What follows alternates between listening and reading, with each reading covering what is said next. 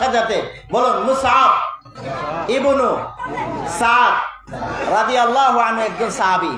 তিনি ইসলাম ধর্ম গ্রহণ করার পরে তার মা তাকে বলতেছেন, তুমি মুহাম্মদের ধর্ম ত্যাগ করো, তুমি মুহাম্মদের ধর্ম ত্যাগ করো, তুমি ইসলাম ত্যাগ করো, মুহাম্মদের সাথে কুফরি করো, আর না হয়তো আমি তোমার সাথে কথা বলবো না, আর না হয়তো আমি ভাত খাবো না, আমি কোনো কিছুই করব না। তিনি এমন কি বলতেছেন যে, এই মুসআব তুমি শুনে রাখো, তুমি যদি মুহাম্মদের সাথে কুফরি না করো, তুমি যদি ইসলাম ধর্ম ত্যাগ না করো, তাহলে আমি খাবো না, ওয়ালা আতআমু তাআমান ওয়ালা আশরাবু শারাবান। এ মুসআব তুমি জেনে রাখো, তুমি যদি ইসলাম না ত্যাগ করো, তুমি যদি মুহাম্মদের এই প্রভের সাথে শিরিক না করো, তাহলে আমি খাবো না, আমি পান করব না। আল্লাহর আমি বলছি, আমি হলফ করে বলছি, আমি খাবো না, পান করব না। এইভাবে আমি যখন মারা যাব, তখন লোকজন তোমাকে তিরস্কার করবে, ইয়া কাতিলা উম্মা, হে মায়ের হত্যাকারী, হে মায়ের হত্যাকারী বলে তোমাকে তিরস্কার করবে। তারপরে এখনো সময় আছে, তুমি করো কি, মুহাম্মদের সাথে কুফরি করো। যখন এই কথা বললেন, তখন মুসআব ইবনে সাদ রাদিয়াল্লাহু আনহু বলছেন, ওয়াল্লাহি আল্লাহর কসম, ওয়াল্লাহি আল্লাহর কসম, ওয়াল্লাহি আল্লাহর কসম, ইয়া উম্মি, আল্লাহর কসম করে বলছি হে মা, আল্লাহর কসম করে বলছি হে মা, যদি তোমাকে আল্লাহ সুবহানাহু ওয়া তাআলা মিআতু নাফসিন 100 বার জীবন দেওয়া হয়, 100টা জীবন দেওয়া হয়, একটার পরে একটা চলে যায়, একটার পর একটা চলে যায়, একটার পর একটা চলে যায়, এইভাবে যদি তোমার 100 জীবনও চলে যায়, আর মুহাম্মদের সাথে আমার কুফরি করা লাগে, মুহাম্মদের ধর্ম আমার ত্যাগ করা লাগে, তারপরেও তুমি 100 বার মরলে আর জীবিত হলেও আমি সেটা করতে পারবো, কিন্তু আমি মুহাম্মদের ধর্ম ত্যাগ করতে পারবো না। সুবহানাল্লাহ। চিন্তা করেছেন শিরিক এমন ভয়াবহ পাপ।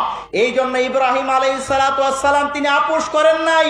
পিতামাতা যদি শিরকের জন্য নির্দেশনা দেই, পিতামাতা যদি শিরকের জন্য নির্দেশ প্রদান করে, তাহলে পিতামাতার এই নির্দেশ মানা যাবে না। আপনি জানেন না ইব্রাহিম আলাইহিস সালাতু ওয়াস সালামের কথা? ইব্রাহিম আলাইহিস সালাতু ওয়াস সালামের সন্তান পিতা আজর, তিনি পর্যন্ত তিনার পিতা মূর্তি পূজক ছিলেন, তিনার পিতা অগ্নি পূজক ছিলেন, তিনার পিতা আল্লাহর সাথে শিরকে লিপ্ত থাকতেন। তার পিতা তাহাকে অনেকবার বুঝিয়েছেন, কিন্তু তিনি তার পিতাকে বুঝান, ইনি আমার রব, যিনি মানুষের তৈরি, আমার রব হতে পারে না। আমার রব হলেন আল্লাহ, যিনি সূর্য আপনার পূর্ব দিকে উদিত হয়, পশ্চিম দিকে অস্ত যায়, যিনি চন্দ্র ওঠায়, সূর্য আগমন ঘটায়, যার নির্দেশে আকাশ পৃথিবী নিয়ন্ত্রণ চলে, তিনি হলেন আমার রব। তোমার এই মূর্তি আমার রব হতে পারে না। ইব্রাহিম আলাইহিস সালাতু ওয়াস সালাম তার সাথে খারাপ ব্যবহার করেনি, তিনি তাহাকে তাওহীদের দাওয়াত দিলেন যে আপনি আমার এই তাওহীদ মেনে নেন, তাহলে আপনি ইসলাম গ্রহণ করুন, তাওহীদ মেনে নেন, তাহলে আমি আপনার জন্য দোয়া করব, সাস্তাগফারতু লাকা, আমি তোমার জন্য দোয়া করব। কিন্তু ইব্রাহিম আলাইহিস সালাতু ওয়াস সালামের পিতা শুনেন নাই, ইব্রাহিম আলাইহিস সালাতু ওয়াস সালামের পিতা তার কথা মানেন নাই, তারপরেও তিনি ওই আল্লাহর সাথে শিরিক করেন নাই।